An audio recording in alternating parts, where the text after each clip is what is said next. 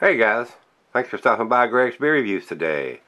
Yeah, the old clock says it's 5 o'clock. Beer 30. Let's go see what's in the fridge today.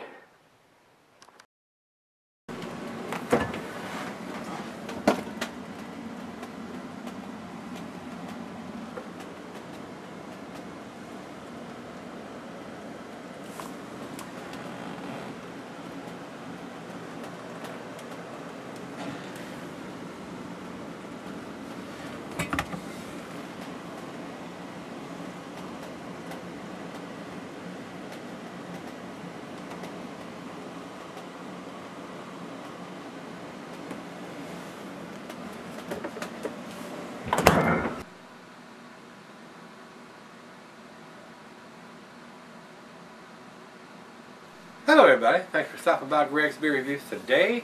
This is going to be a treat, I'm pretty damn sure of. Guys, this is a re-review of Uinta Detour Double IPA.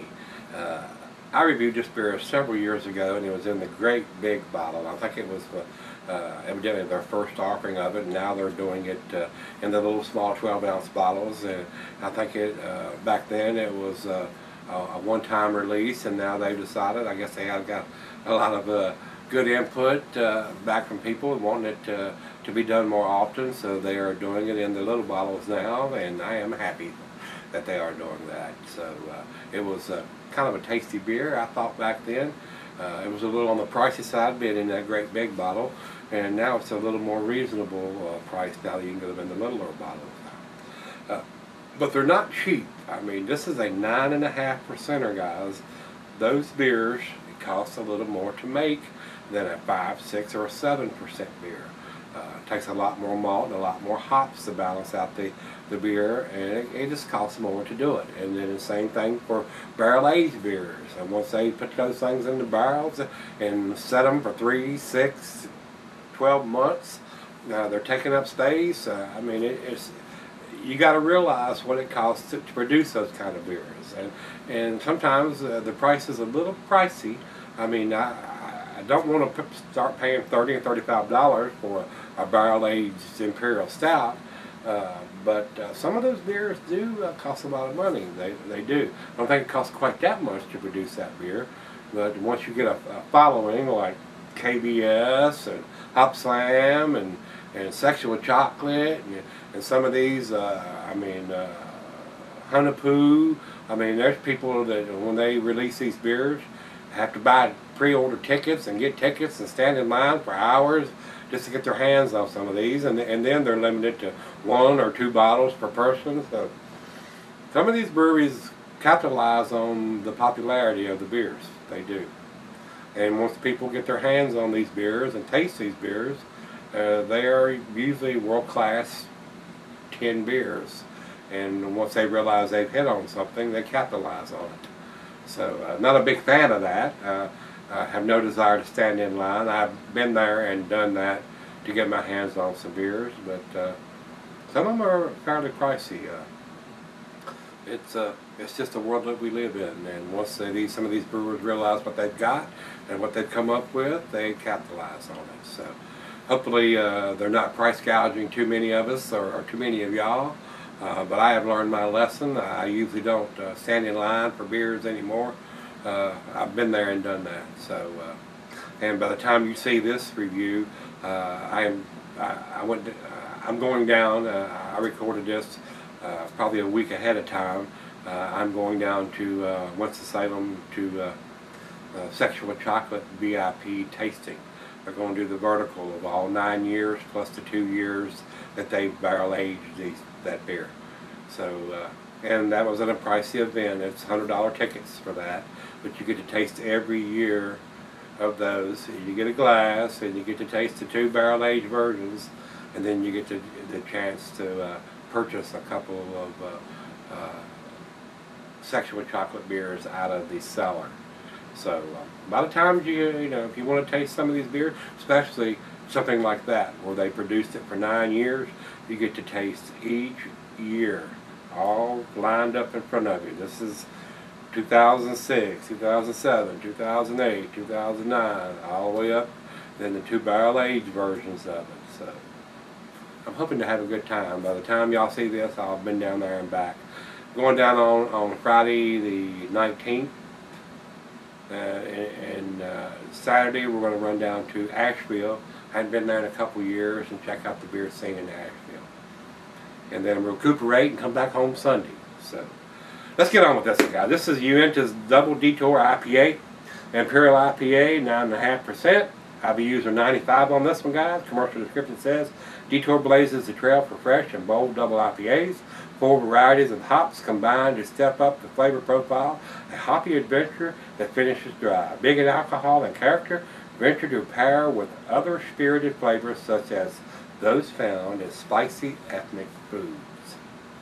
So, with that being said, over to the food pairings, and it's going to be your typical double IPA food pairings: cuisine, barbecue, cheese with peppery, Monterey pepper jack, sharp, blue cheddar, more pungent cheeses. And the meat for this is game, grilled meat, and salmon. Glassware, sipper, tulip, oversized wine glass. Got the solid beer glass, and it says can be cellared. It's 9.5%. It's going to keep 5-10 years, but it is an double IPA, and the hops are going to fade. So I tell you that all the time, almost every time. I just go over that for the new subscribers and people that are watching, to let them know this beer will keep 5 or 10 years, but after about 6-8 months, the hops are going to fade, and it's going to get more and more and more and more malty. 10 years from now, this is going to be a malt bomb. It's going to be an atomic malt bomb in 10 years. So you won't even be able to taste any hops in this beer in 10 years. I don't think there's anything else we need to talk about. So let's get the cap off of this, and I will tell you, Uinta, they're out of Utah, and Utah has some very peculiar ABV laws. If you go to the grocery store, you can only buy 4%ers and less at the grocery store as far as beer. If you want something big like this beer, you have to go to the liquor store, or the ABC store, what they call it here in Virginia. They cannot sell this beer at the grocery store in Utah. Kind of quirky, but it is what it is. Beer laws are different in every state. Not quite a finger of head on that pour. And it's got a little bit of a chill haze, maybe some fine particulates in there. I will tell you before I go any further, it does have a date on it. It says it's got a best before date right on the side of it. And it's on the label, not on the bottle. Thumbs up for that. So it lets you know when you go into the beer store, you pick it up, you look at that label. Is it within date? If it's out of date, set it back on the frickin' shelf. That's what I would do. Alright, let's get a nose on this one, guys. Definitely has a big maltiness to it, but it's got a nice hop profile. I mean, I'm getting a little bit of pine, a little bit of citrusiness in there, a little bit of grapefruit, pineapple. Very nice, very pleasant. That head is already dissipated. I got a feeling this is going to be a very tasty beer. It was the last time I reviewed it, so that's why we're re-reviewing it for 2015. Now that they're producing a little more of it, and then in the smaller bottles. Let's do the taste. Cheers, everybody.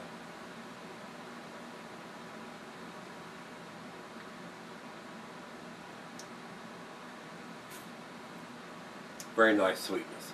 Very nice maltiness to it. Very pleasant beer.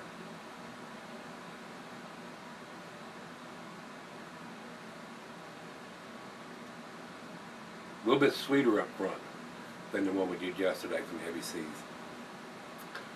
If you're looking for a little bit of sweeter beer, this may be the one. As compared to the Heavy Seas Double Cannon, it's not quite as sweet up front as this beer is.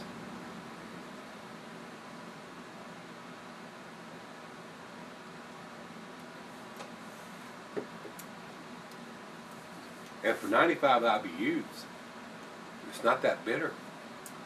If I didn't know it was 95, I would probably say it was 70 to 80 IBUs. Very well made beer. It's very, very tasty. Very, very tasty. It's been a couple of years since I did the big bottle, and I'm pretty sure I gave it a good grade. I'll go back and look. But I find this beer very, very tasty.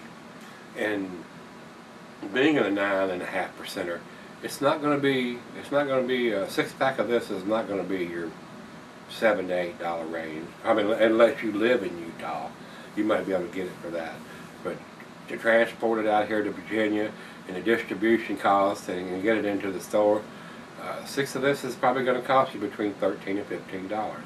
But it's a 9.5%er. You got to realize that. I mean, and it may be even because I bought this as a single. I didn't buy more. I bought one. It may be in a 4-pack. I'm not sure whether it comes in a 4-pack or a 6-pack. So you just got to remember how much it costs to brew a beer of this magnitude. It's not like you're going to go to the store and get 18 Miller Lights or Coors Lights, and you're going to drink half to 2/3 of them before you catch your buzz. So you drink 4 of these, you damn sure going to have your buzz going on. Ain't no doubt about it. So let me take it back and let her have a sip or 2 or 3 out of it, and sip on it for a little bit. We'll come back and do the final grade chug on it. Pretty impressive beer so far. I don't want to say it's an A beer yet, but we'll find out in just a second. I'll be right back. Alright guys, I'm back. Got just a little left here. Maybe a little more than a little bit.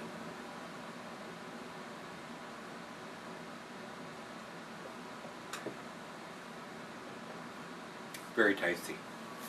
Alcohol is super well hidden for 9.5%. Very nice sweetness on the front.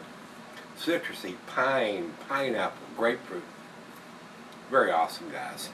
I went back and looked when I did the other one several years ago, and like I said, it was in a big bottle with a cage and a cork, and like I never got the cork out. I had to go get a pair of pliers out of it and then kind of chap my ass just a little bit, and I gave it the 8 because it was a 9 beer, but I had to go get the pliers, and it was a pain in the ass to get the cork out of it. This was not a pain in the ass to get the top off of this. So, popped off, got it in the glass. It was delicious, guys. That was the only thing that kept me from giving it to 9 last time. I had to go get pliers and get the cork out of it. Very tasty beer. Very delicious. Final chug.